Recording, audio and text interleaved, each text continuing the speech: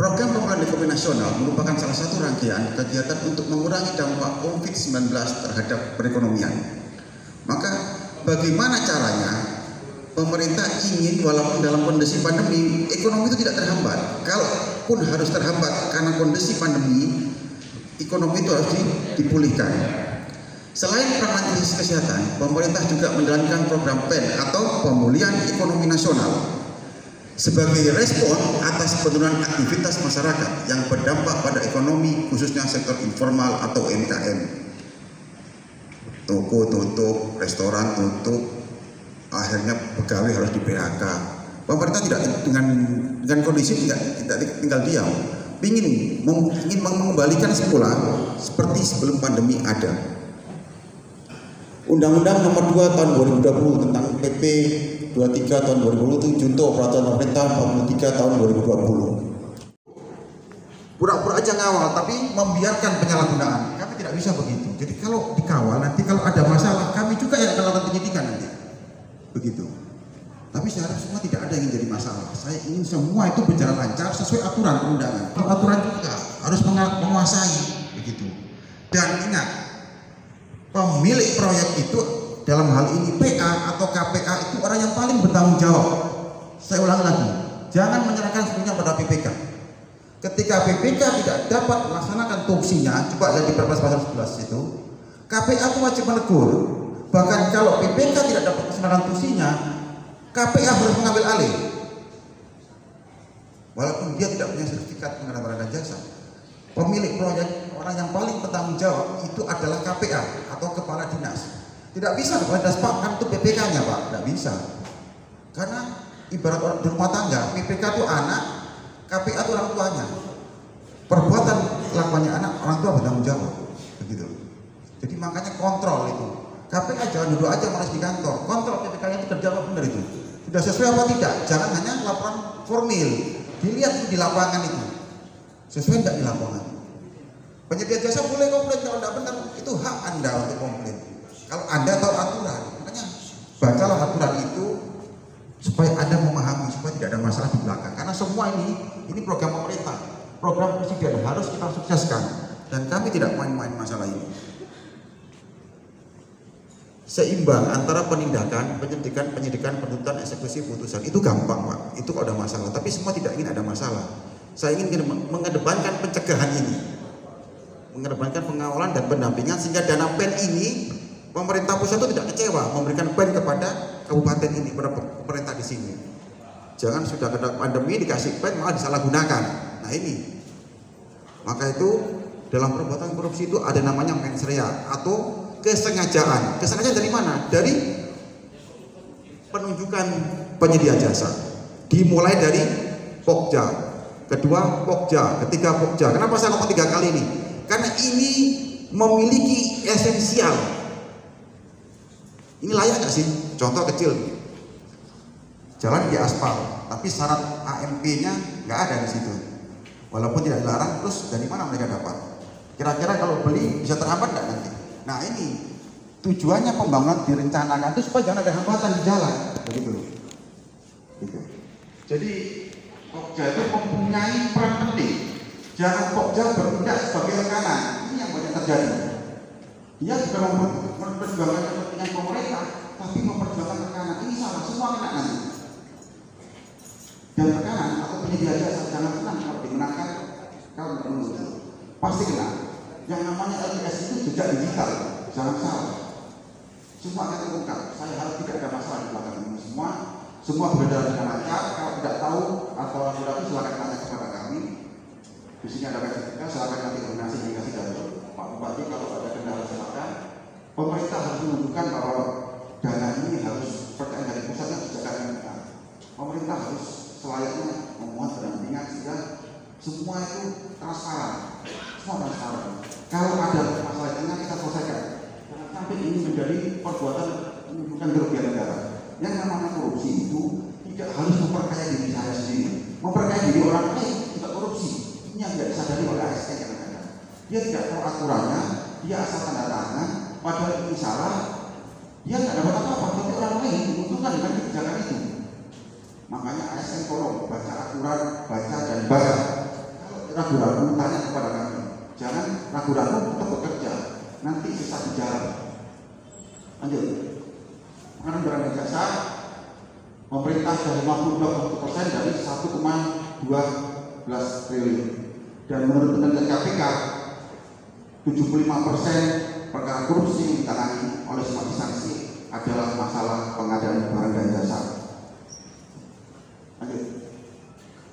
Peran dan pengadaan jasa pemerintah mensukseskan pembangunan nasional dalam rangka peningkatan pelayanan publik baik pusat maupun daerah. Tujuannya tepat kualitas, tepat jumlah, tepat waktu, tepat lokasi, tepat harga, tepat penyedia. Jadi penyedia inilah yang melaksanakan. Kalau penyedia tidak kerja, anggarannya tidak terserap. Ayo penyedia harus sesuai aturan kerjanya, jangan asal jadi. Asal jadi belum tentu kerja sesuai aturan. Begitu. Jadi jangan dipaksakan. Kalau memang tidak mampu, Anda nanti masalah di belakang. Aturannya diaspasi dulu. Dipastikan dulu. Di seluruh Indonesia sama aturannya, jadi tidak boleh ada masalah. Lanjut. Karena permasalahan pengadaan jasa. Tahap identifikasi kebutuhan. Apa sih yang dibutuhkan masyarakat ini apa? Dia butuh jalan, butuh apa? Jangan antara kebutuhan masyarakat dan perencanaan berbeda.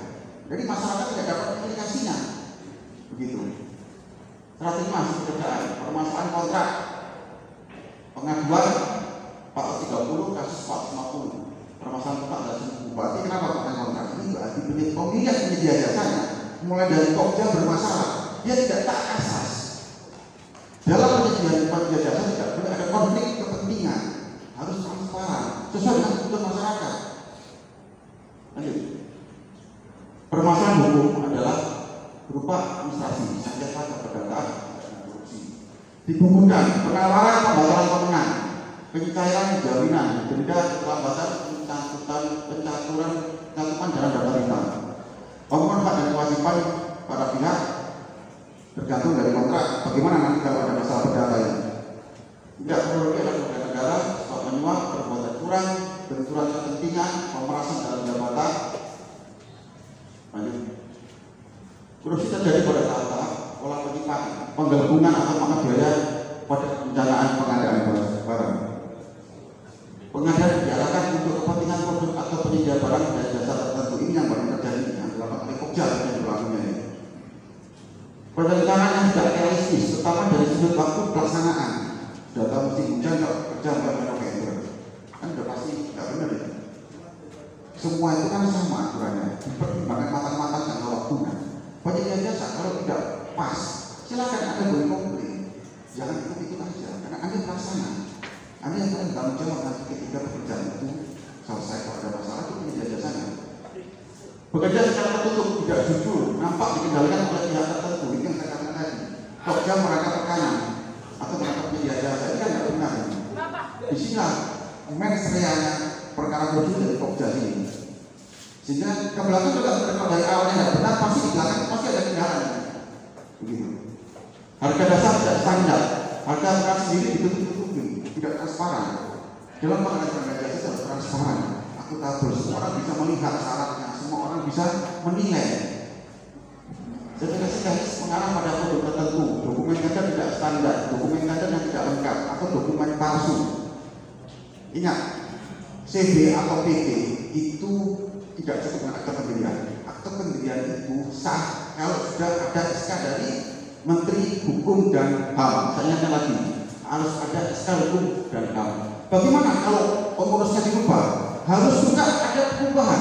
Perubahannya harus didaftarkan kepada Hukum dan HAM. Ini sistem baku, sistem pendaftaran administrasi badan hukum. Pokja juga harus melihat ini sah apa tidak.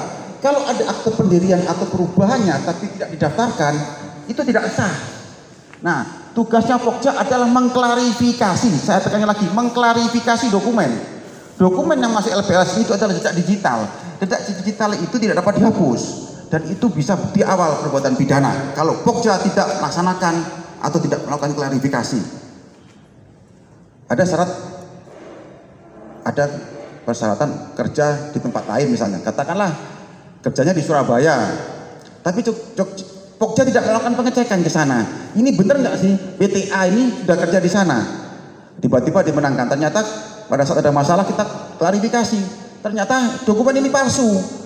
Pokja telah melakukan tindakan penyalahgunaan wewenang. Dia tidak melaksanakan tupoksinya.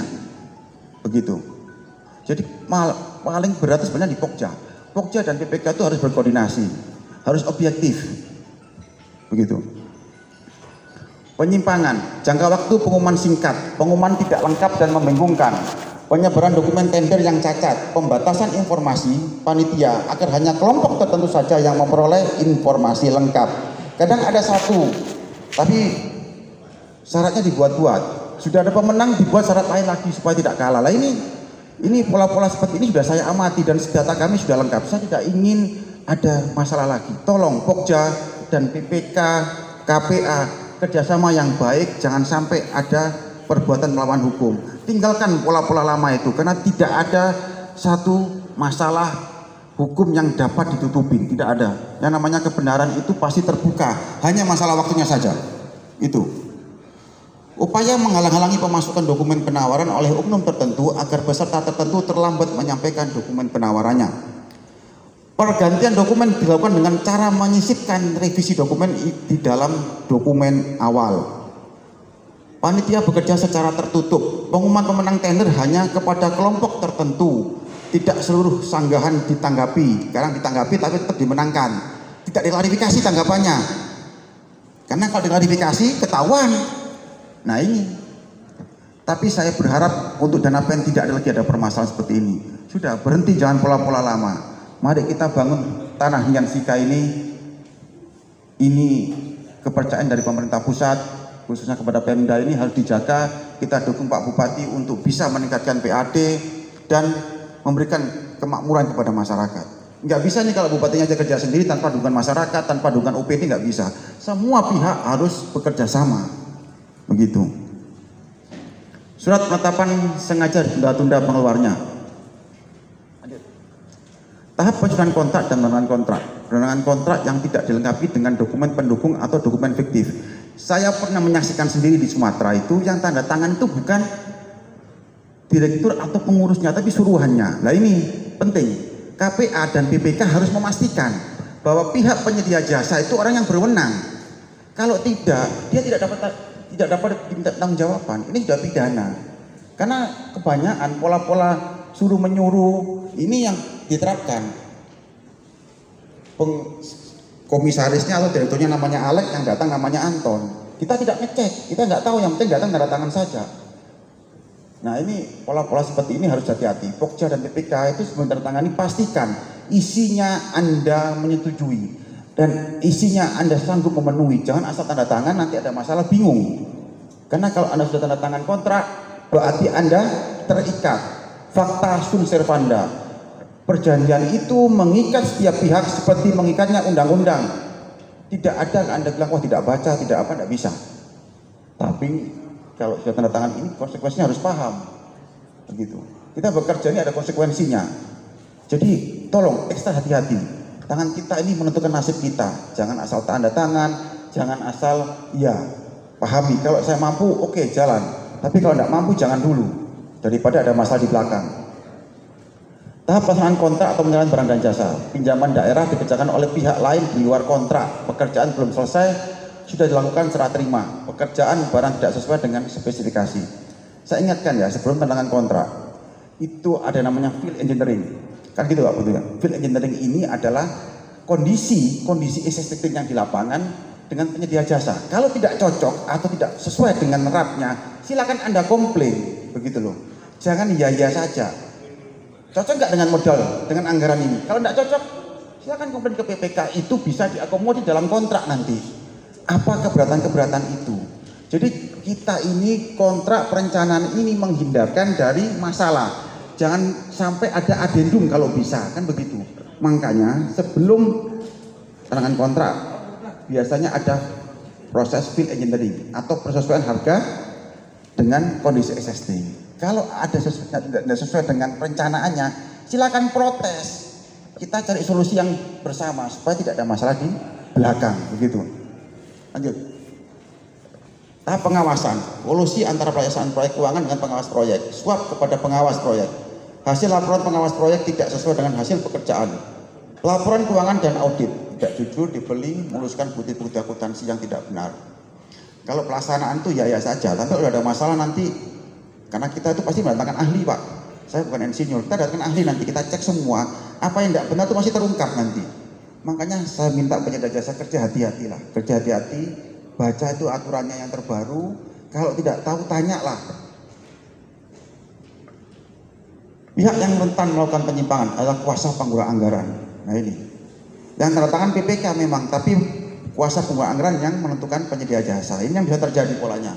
Pengguna anggaran, penyedia, UK, UKP, BJ, Pokja, agen pengadaan. Ini yang biasanya muncul, yang mayoritas di sini ini. Pihak lainnya, makelar proyek, pejabat pengadaan, pejabat pembuat komitmen. Ini modusnya. Penerapan strategi pengadaan barang jasa pemerintah adalah integritas antara perencanaan dan penganggaran. Apa sih yang dibutuhkan masyarakat sekarang? Kalau butuh jalan, seberapa luas, berapa panjang jalan itu dibutuhkan masyarakat? Cocok nggak dengan anggarannya? Kalau nggak cocok, jangan dipaksakan. Karena akan pasti timbul, hasilnya pasti nggak sama. Perluasan katalog, audit pra-proses dan pasca PBJ. Lanjut. Kenali hukum dan jaya hukum. Jadi eranya sudah berubah, tolong kerja jangan seadanya, tapi kerjalah dengan benar. Kalau tidak tahu ragu-ragu datanglah dan untuk bertanya. Syukur-syukur nanti dari Pak Bupati ada permohonan pendampingan sehingga kita bisa melakukan backup secara yuridis. Dan kalau sudah didampingi, saya pastikan kalau ada masalah saya yang akan menindak dan tidak boleh ada pihak lain yang masuk ke situ. Kalau pihak lain atau pihak lain menemukan ada penyalahgunaan, cukup informasikan kepada kami, biar kami yang akan melakukan penindakan. Laporan secara tertulis, kami akan kerja secara transparan dan kami pastikan semua sesuai aturan. Semoga apa yang saya sampaikan ini bisa berguna dan mengingatkan kita semua dan pekerjaan ini bisa lancar, tidak ada masalah sampai selesai semua. Demikian, terima kasih.